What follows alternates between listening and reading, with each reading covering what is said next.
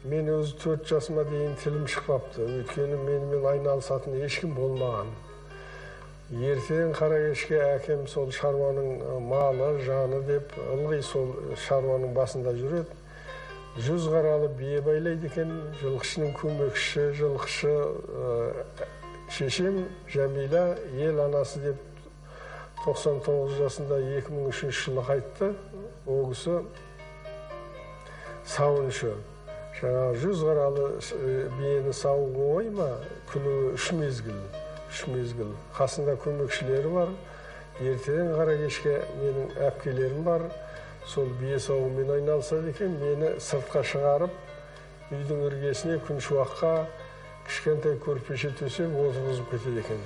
Қолыма 2 тас береді, ұрып, бір-біріне ұрып соғыстырып отыр деп. Ол дегеніңіз ойыншық.